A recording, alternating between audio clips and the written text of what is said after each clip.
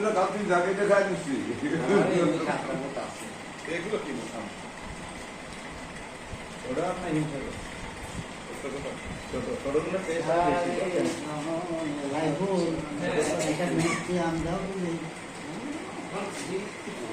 তারা হতো আবার হাবিবুল্লাহ ভাই, এই যে দীর্ঘদিন ইয়াকুব আলী স্মৃতি পাঠাগারে আপনারা আসা যাওয়া করেন, তো বিগত দিনে এরকম আম খাওয়ার যে চক্র, এটা কি আপনারা করেছেন?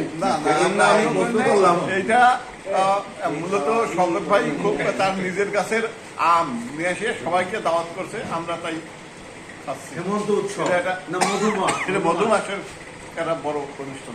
তা আপনার আজকের এই আম খাওয়ার যে চক্র, আম খাওয়ার যে এমএস, সেটা কেমন দেখছেন? আমায় খুবই ভালো।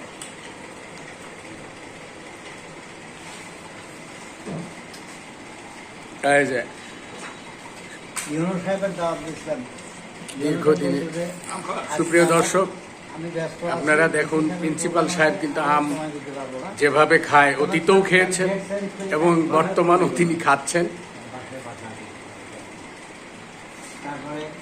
দাদা, এই যে আমটা আপনারা তো দীর্ঘদিন ইয়াকুব আলী স্মৃতি পাঠাগারে আসেন যান, তো বিগত দিনে কি এরকম আম খাওয়ার যে এমএস, এটা কি কখনো ঘটছে? এটা একটা ব্যতিক্রমী প্রোগ্রাম। এই পর্যন্ত এরকম পাঠাগারে কখনো দেখি নেই।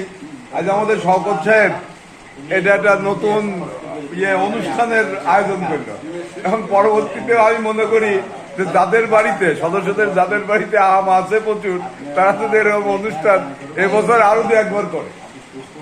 ধন্যবাদ আপনাকে, ধন্যবাদ যে আমগুলো খাচ্ছেন। কি আম খাচ্ছেন? আমি দুইটা জাতের আম আনছে আমাদের শওকত সাহেব। একটা হলো রত্না প্রজাতি আর একটা হলো হিমসাগর। হ্যাঁ, আমরা দুইটা প্রজাতির আমই খাচ্ছি।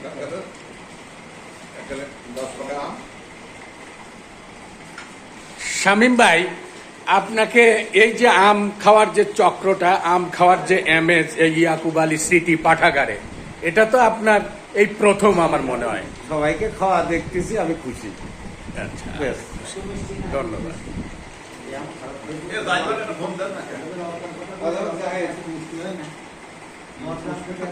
সুপ্রিয় দর্শক, দেখুন ইয়াকুব আলী স্মৃতি পাঠাগারে আজকে এই আম খাওয়ার যে চক্র, সেটা কিন্তু আমরা এটা দেখাচ্ছি। হ্যাঁ, না হয়ে যাবে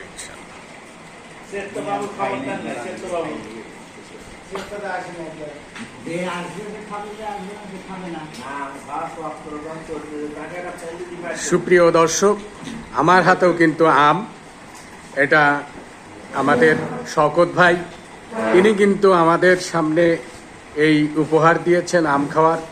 তা আমরা সেটা সবাই একত্রিত হয়ে এই আম খাচ্ছি। সুপ্রিয় দর্শক, খুব সুপ্রিয়, আমি একটু খেয়ে দেখাচ্ছি। বাসনা পূর্ণ করে।